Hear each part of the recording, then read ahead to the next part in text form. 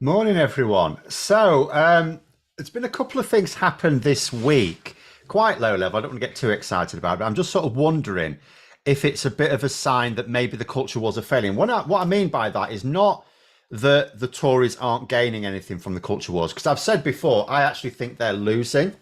I think, in particular, the asylum culture wars for the Conservatives or the immigration bashing in general has not helped them because it has helped Reform UK. So what I mean is that the culture wars, maybe there's a couple of signs this week that maybe they're losing their power for anyone, that the overall level of culture wars has gone down. The two things I want to point out is, first of all, some polling, voting intention polling, not specifically on culture wars. And secondly, a little move of Labour's this week, which is a bit understated. It's not been widely reported, but it's nonetheless happening as well. So I'm going to go over the polling bits first. So first of all, whenever there's any movement in the polls, remember, polls go up and down. If you look at the long-term trend, it varies quite a bit. And part of that, I just want to counter this because some people have said when I talk about this, it'd be a sampling thing, Phil. So this isn't a sample, but because every time a pollster does a poll, although it's targeting or it's sort of combining the same types of voter in the same proportions, it is different people. It's physically different people taking part. So you do sometimes get little sampling. So, for example, if a party goes up or down by a point, it doesn't mean they've actually gained or lost support in the country. That could be a sampling issue, which is why you have to look at the long-term trends. But if there's a big shift and it's with a credible pollster, not like Delta Poll, I already bashed those yesterday on GB News, on the GB News thing. They're absolutely hopeless. But I mean, a decent pollster. I mean, I particularly cite like YouGov and Ipsos as good ones. You also have the likes of Opinion, Servation, and there's a couple of others that aren't too bad as well. Savanta is sort of okay for some things. And if you have a larger shift, then that's probably not a sampling issue. And then if all the pollsters show the same trend, well, you've then got lots and lots of samples all saying the same thing. So again, it's not going to be a sampling error. So what's happened is I'm particularly going to cite, and I've put in the description below, Ipsos's latest poll and YouGov's latest poll. So in the last few weeks, Reform UK have dropped 4 points with both Ipsos and YouGov, right? So they've dropped 4 points.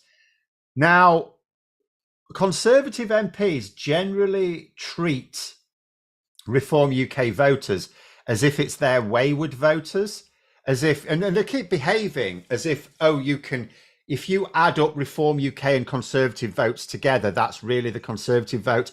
And if Reform UK didn't stand, all of those Reform UK voters would go to the Conservatives if there was no Reform UK candidate. We know that's not true. And these latest polls are sort of demonstrating us that, because Reform UK's vote in the last few weeks has dropped by 4 points with YouGov and Ipsos, but also other pollsters. But the Conservatives have not gained 4 points. With YouGov, they've gained in the last couple of weeks 2 points, or the last few weeks, I should say, 2 points. With Ipsos, they've gained 1 point. So, first of all, when Reform UK's share the vote has dropped, it hasn't all gone back to the Conservatives, which then means that if you think about the two main culture war parties, the Conservatives and Reform UK, their combined share of the vote has actually gone down. And because all they run on is culture wars, you could argue the Conservatives are also trying to run on tax cuts as well, but we know that that's not really having any cut through. So that suggests that the two parties that are really trying to arrange their entire campaign on culture wars are failing because their combined share of the vote has gone down. And interestingly, because some people may wonder, where is that Reform UK share of the vote gone? I don't think it's gone to the Greens or Lib Dems or anything like that. It's much more likely it has gone either to independent candidates, they're saying they'll vote for someone else, or that they now don't know because maybe not sure. And that could be a sign that either they're not that bothered about the culture wars anymore, or if they are, that they don't think either of the parties has really got the answers to it. But But there is another little bit of evidence as well, because I wouldn't base it just on that, because that's like just it's a trend, and it's a trend seen across all pollsters, but it could be explained by other things as well. And we don't know if it's long term. I think you have to be a little bit careful paying too much attention to the polls in the weeks following a major election. So we've just had the local elections. You always get some reordering in the polls during any major election campaign, and then after that campaign's over, usually there's some rebalancing as well. But there's another little bit of interesting news on the culture wars front. Actually, before that, I'll just go through a couple of comments. Is there a world where Sunak gets enough letters, he's sacked as Tory leader, of course, the general election the day after, meaning we have a general election and a Tory party leadership contest at the same time? In theory, yes. In practice, they would never let it happen. There are enough Tories that are mad enough for that to happen. But yeah, it is entirely possible. If Rishi Sunak, if enough letters went through to trigger a confidence vote, then before that confidence vote even takes place, because the process is, once Sir Graham Brady has received enough letters, which is 53, what he does, he doesn't immediately announce it. He contacts the leader of the Conservative Party, Rishi Sunak, and tells him. So what would happen is he'd tell him, and then the next day he'd announce it. But the next day, Rishi Sunak could preempt the whole thing and announce the general election. I don't know whether he would, but he could do that. And then, so the confidence vote would never go ahead, because if Rishi Sunak's called the election, Tory MPs are not going to be crazy enough to try and depose the leader during a general election campaign. So although in theory that outcome could happen, in practice it never would. But anyway, so next little thing. So Labour have made a bit of an announcement about a policy proposal. And it's essentially to make self-ID for trans people easier. So the current situation is to change your gender. There's a whole process which has been described by Labour as dehumanising, involving like loads of doctors and lawyers and things like that. So Labour are considering a proposal that's just like, look, we'll still have a doctor, you'll have your family doctor, your GP, but that's, other than that, that's basically it. That's the process, that's the only person who'll be involved in the process other than the person themselves. And you think to yourself, so over last year, now if they'd have said this I think they did say it in 2022, but in 2022 it was not at all controversial. It was perfectly normal, all fine. Then last year, Labour had a bit of a wobble on the old trans rights, didn't they? I think as a result of panic. What happened, if I take your minds back to last year? So the thing that sort of seemed to trigger it all was the Scottish Gender Recognition Bill, which I'll remind people had cross-party support in Holyrood. All Labour MSPs supported it. The Lib Dems supported it. The Scottish Greens supported it. Some Conservative MSPs supported it. And most SNP MSPs supported it. In fact, actually, the opposition to it came from Conservative MSPs, not all of them, but most of them, and some SNP MSPs. So it was all, it had a lot of cross-party. It had every single party that's represented in Holyrood, at least some MSPs supporting it, right? So cross-party support, and passed quite easily. And then a couple of things were done. First of all, the Tories in Westminster claimed that it's not a devolved area, it's not within Holyrood's competence to legislate for this, which they won that case. So eventually it was struck down anyway. But another thing happened, for those who may have forgotten. There was a bit of a scandal about a trans woman in a woman's prison who had, as a man, raped two women.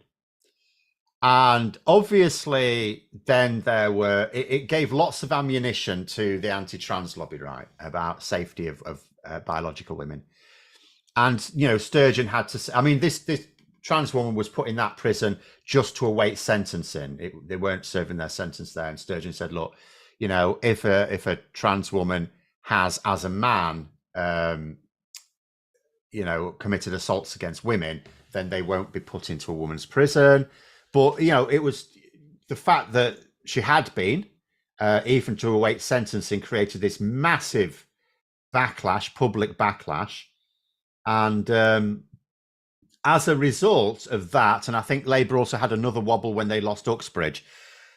Last year, Labour suddenly started to change their tune on a few of the trans issues, for example. And I think part of it is also the fact that they were getting sick of whenever they went on an interview, because remember what Labour want to talk about is the important issues for most of the voters they're targeting, which is the cost of living crisis, the economy in general, the NHS, waiting times in particular, but again, the NHS in general, housing, net zero, things like that. So that's what they want to talk about. But of course, within the mainstream media, there's a lot of Tory shills who go, no, we don't want you talking about those. We want you talking about trans things. So I think Labour got sick of it and thought, right, that's it. We're having enough of this. And so they decided to just go, do you know what? And they focused on just biological sex rather than social gender, anything like that. And they just said, like, we've had enough of this. Let's just take the sting out of it. So that's where we were up until recently. They were even apologising to Rosie Duffield, right? But all of a sudden, in the last couple of weeks, it's changed a bit. So first of all, Labour have announced this policy, as I said. It's a proposal, remember? So we don't know what, if anything, will go in the manifesto. But the fact that they're talking about it invites the anti-trans lobby to go mental again and invites journalists to start asking about it when Labour want to talk about the economy, healthcare, things like that. And the other thing I'll just throw into the mix, in fact, actually, sorry, just a little comment down here. Starmer made comments to Nick Ferrari about Scottish prisoner that very much brought his views into question. Again, I mean, that's what I mean. What happened was, I think Labour have generally been quite good over the last few years in terms of focusing on how to build up that vote. But every now and then, when something doesn't quite go their way, they have a little wobble. So they had a wobble over that. They had a wobble over Uxbridge last year, even though it was still a good result for them. They took down a hefty majority for Boris Johnson to only losing by 500 votes. But nonetheless, they didn't like the fact that they wanted to win it and they should have won it and didn't. And they had a little panic. So I think that's what happened there. Where was I? So yeah, there was also supposedly a meeting between Keir Starmer and Rosie Duffield, a private meeting, like a week before last, I think it might have been. It was supposed to clear the air. Apparently, Rosie Duffield came away from it not very happy, so that's all to the good. But it is interesting that they seem to be throwing the dial back the other way. Now, we always expected Labour, obviously, to improve. I mean, we always expect them to improve social rights, particularly for those who are most vulnerable. And that would mean we would have expected Labour in government to improve trans rights anyway. But the fact that this side of the election, Labour seemed to be comfortable about talking about bolstering trans rights, that, because it does invite journalists to then go, oh, I see you've announced this. Let's talk about this for half an hour instead of the economy. It encourages them to do that. It encourages them to start asking awkward questions now. And it maybe is a sign that Labour's own, because Labour aren't reliant on this polling that we get to see. That's just national general polling. They have polling tailored to their own needs. So their polling is on specific issues, whatever issues they want to find out about, and specific voters. Remember, Labour, in terms of their election strategy, there's no point in them carrying out polls on what the general population thinks. It's worthless information. That's all we get, but it is actually worthless information for Labour. What they need to know about is, what do the target swing voters in their target constituencies think? And Labour can pay for polling that pins that down. And if Labour are able to make these comments now, it suggests that their polling is saying that actually they're not causing themselves any problems with coming out with this, because they'll have anything that Labour come out with, they will have, unless it's reacting to a fast moving process where you can't do polling quick enough. If it's like an issue like this, Labour will have already tested out their lines on focus groups of their target voters. But there we go. Oh,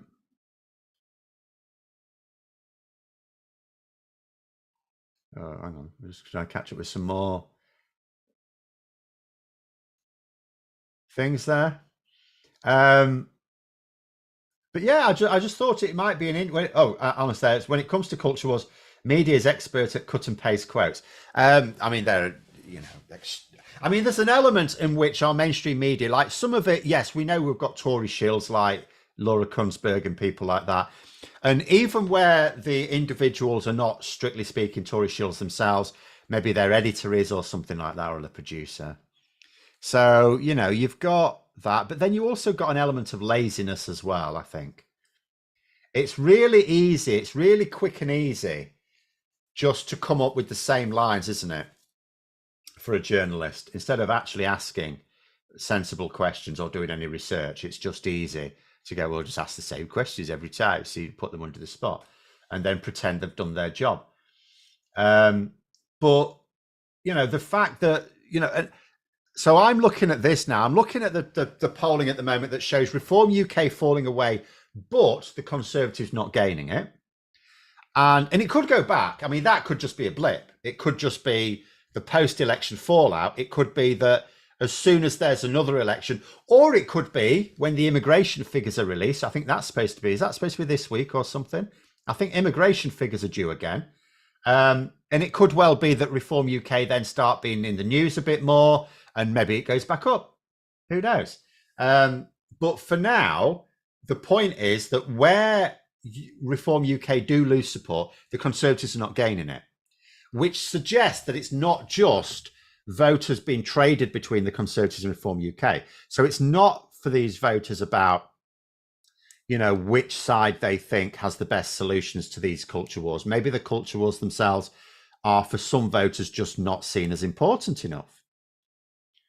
And Labour, when Labour adopts certain attitudes or positions on these culture wars, remember, it's purely strategic. They're doing it so that journalists don't waste their time asking about it. Because what Labour want to do, they want to get their policies on the economy, on healthcare, on housing across to people and education, things like that, the important issues. What they don't want to do is waste a lot of time talking about trivia, because that's what the mainstream media does. It amplifies trivia. But anyway, Well, Angry Pagan saying Starmer should troll the Tories by matching their silly post of Minister for Common Sense with a shadow Minister for Badgers.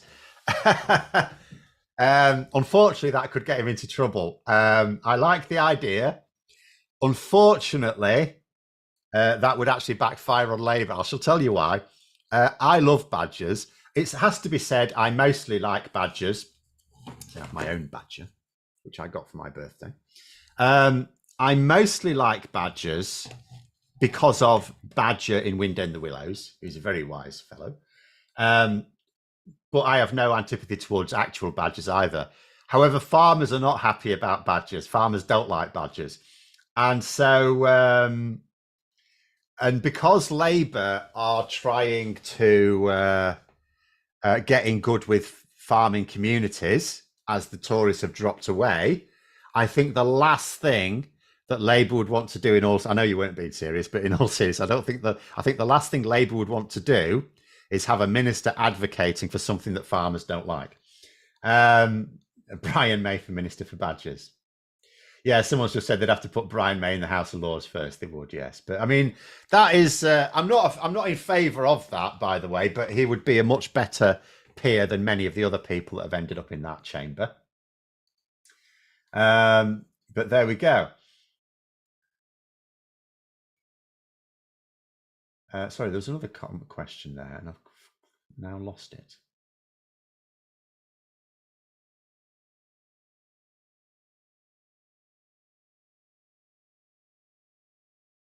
Oh, do I anticipate any Tory defections tomorrow? Will it depend on inflation date tomorrow? Well, I think what it mostly depends on it will mostly depend on whether there is another defection in the works. There might not be.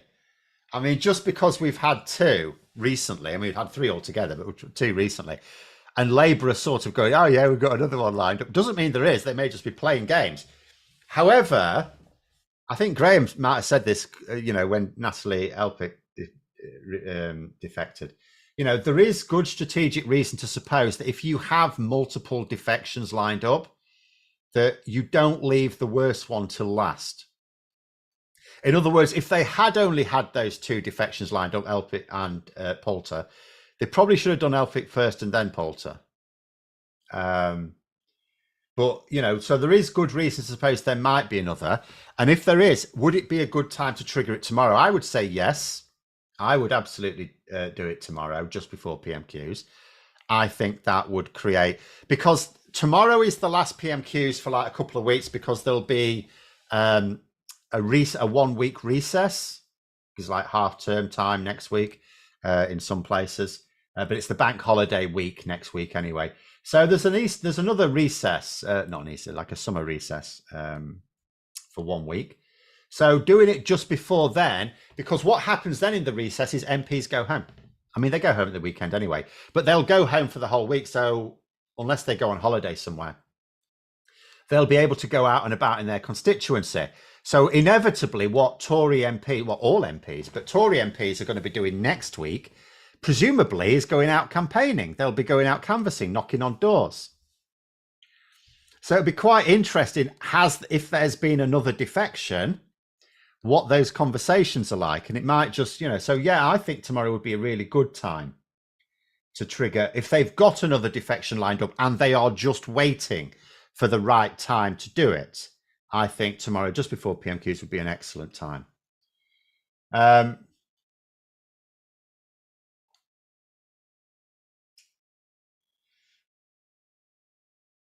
now people are talking about badgers. But never mind. Large problem is many cows have it go undetected, not to mention poor biosecurity, farm, fields and herds. Yeah, but I mean, that is the nature of the case, as I say, poor old badgers. I like badgers. Are Labour considering some of the recommendations from Liz Webster to get the farmer vote / food security? I really don't know. You'd probably have to ask Liz Webster herself, because if they are, they'd be talking to her. I mean, she's not like, she is prominent within the farming community and is a representative farmer. So if they were, they wouldn't just be doing it from a distance. They'd be doing it by talking to her, meeting with her. So if they're doing that, then yes. If they're not doing that, no. And I don't know, I'm afraid. Liz would know. That being said.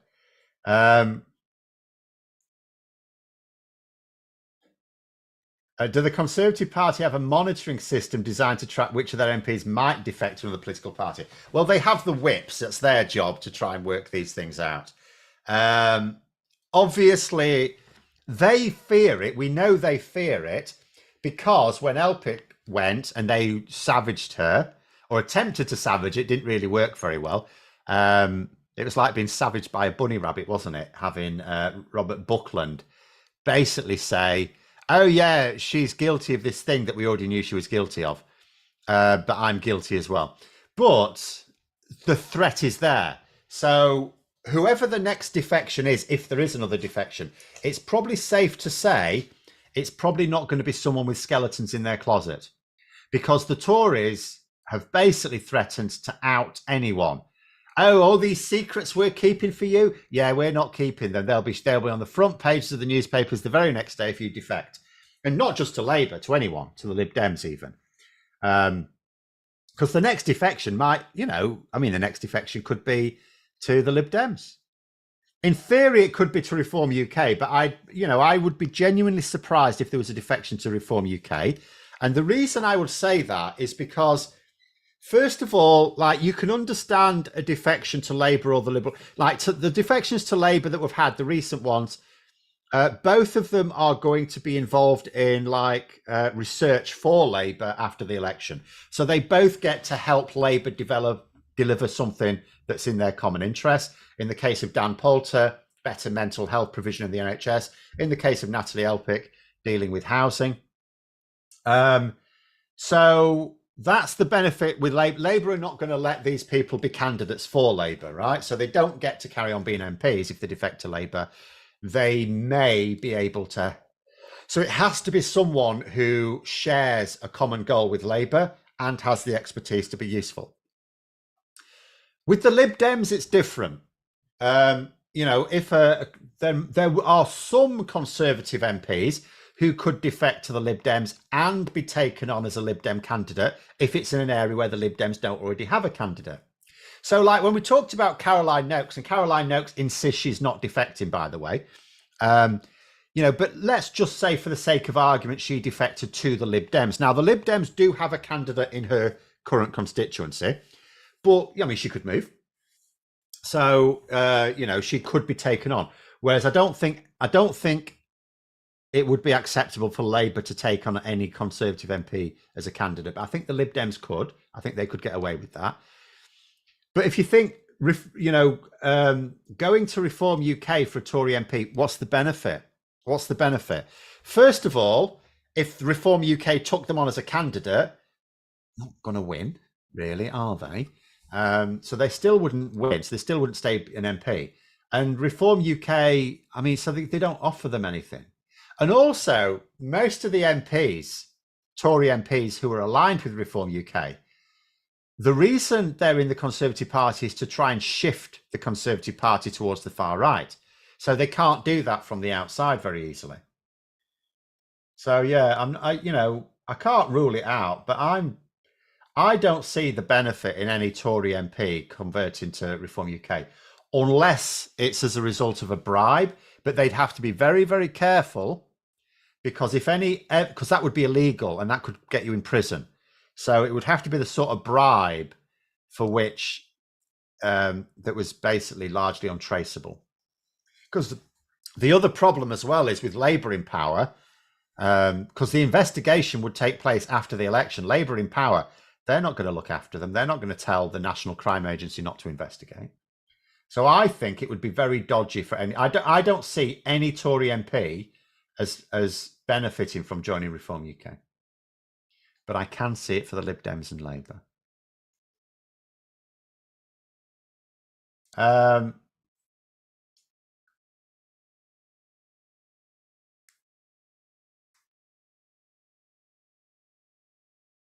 there we go. Hang on, what's all going on now? Never mind kittens, Braverman drinks the blood of babies and dances around a pentangle naked. Give her such a youthful palate. Yes. Can we not have those images first thing? Not everyone has had their dinner yet. Their breakfast yet, I should say. But anyway. But yeah, I just thought it's quite interesting, these two things this week. Some polling there that has that combination shrinking a bit. We know that the culture wars are not helping the Tories anyway. And, this latest move from Labour suggesting that they also think the sting's been taken out of it. And then you inevitably then think to yourself, so Labour had a sort of general election launch last week. There'll be another big one when the general election itself is announced. But they've already sort of had a version which would work for the purpose. And then you think to the Conservatives, so when they launch theirs, what are they actually going to do? What's their launch going to be about? Because that's what I'm curious about. What are their or are they going to have 6 points as well? But maybe not. 5 is more usual. What are their 5 points going to be? Because if Rishi Sunak launches the general election campaign for the Tories and he announces like 5 major policies, aren't people going to say, what about your 5 priorities before? Because the inflation's halved. Yeah, sure. Why not? In fact, inflation's expected to come right down below 2% this week, and then it's done. That's it. That's the target. But then you think, well, but stop the boats, not happened, not going to happen. Growing the economy. Yeah, you can say the economy's grown this quarter, but last year it shrank. And it's still not in a great place. You've got, what else did they have? NHS waiting list down? No, they're up. I've forgotten. Oh, reducing the national debt. That's going up, and it's going to carry on going up for years.